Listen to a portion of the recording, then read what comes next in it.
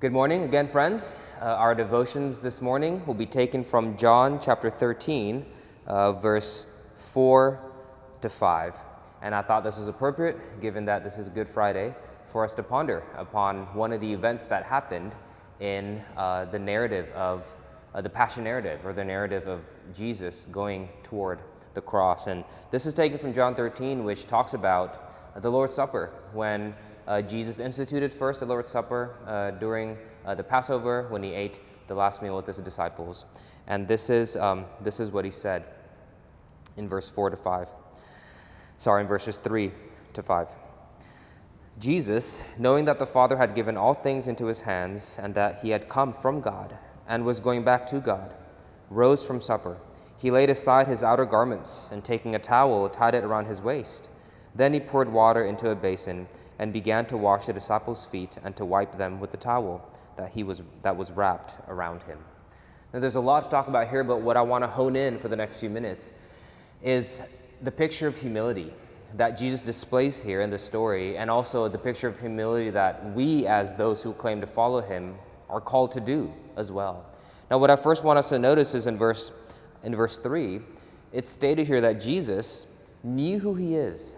You see, a lot of people think of humility and sacrifice and giving up things for others equals low self-esteem, or it equals insecurity, it equals not having a healthy self-image of yourself. And sometimes that could happen. Sometimes we could give things up and be quote-unquote humble, not because we're actually humble, but because we have a low self-image, a low view of self in an unhealthy way, and we let people kind of step all over us and use us as a rug.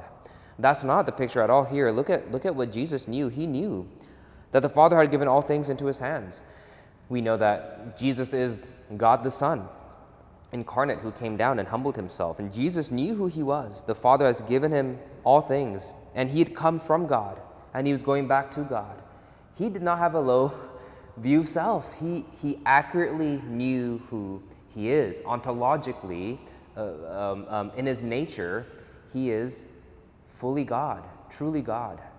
And this is actually what I think allowed Jesus to humble himself. He knew who he was. And therefore, when he humbled himself in verse 4, he didn't humble himself because he had low self-esteem, but he did it while yet still knowing who he is, okay, without losing himself. Look at verse 4. He rose from the supper, and he laid aside his outer garments. So the picture is Jesus was sitting in the supper. He got up from his seat, from his chair. He took off his outer garments, and he put on a towel, which symbolizes what servants would do back then when they wanted to serve people. Look at the picture. This is the picture of the incarnation, that God the Son rose up from his throne, from his kingly throne, and he willingly took off his outer garments. He took off his robe of majesty, so to speak, and he put on flesh. He put on the likeness of human form. He put on bones and blood and veins and toes and a stomach to be hungry and skin to feel. That was his act of self-humiliation. He condescended willingly, and he put on. Now here's the thing. When he put on this servant's garment, when he put on this flesh, he didn't lose who he is as a son of God.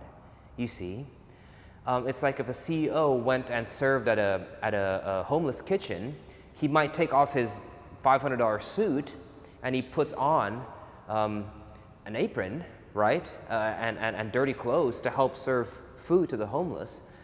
But at the end of the day, his decisions, his vote still counts as the weightiest in making the decisions for the Fortune 500 company that he's a CEO of. His act of humiliation does not make him lose his authority, his kingliness. This is the picture of Jesus here. He was humble, he was meek, he was low, he gave up stuff, he sacrificed, he put on flesh. Why? Not because he had low self-esteem, not because he didn't know who he was. He did. He's the King of Kings, but yet he willingly put on a servant's robe, put on flesh. Why? Because this is the only way he can serve us. Then, after he put on the likeness of human flesh, so to speak, after here he put on a servant's towel, but that's symbolic to him putting on human flesh. Then, after he put on his servant garment, Then he poured water into a basin and began to wash the disciples' feet and to wipe them with a towel that was wrapped around him. Now, washing people's feet wasn't just an act of service back then. It was actually an act of welcoming people into your house. When somebody comes to your house from a long travel, the owner of the house would wash the people's feet. This is Jesus saying, I'm the owner of this place. I own all things. I own this world you're stepping on. And I, the owner of the universe, has welcomed you into my home, into my communion, into my fellowship. But the only way he could do that is if he put on a servant's robe. He put on flesh and blood. Why? So that now he has hands that can be pierced by nails. He has feet and shoulders that could carry the cross. He had a head that can where the throne of thorns, a crown of thorns can be put on his head. He has blood that can be shed. He put on a servant's robe, the likeness of human flesh, not only so he can serve us, but so that he can die in our place. That's the ultimate act of service. The King of Kings got up from his throne, took off his majestic robe, put on human flesh so he can serve us, welcome us into his home, into his kingdom, by dying in our place. That's the message of the cross. That's the story of the gospel. And friends, I hope that we can be reminded of that, and we can cherish that, rejoice in that, and also go to the world and do likewise. I hope this has been encouragement for you and a call for all of God's people to love as he loved. Amen.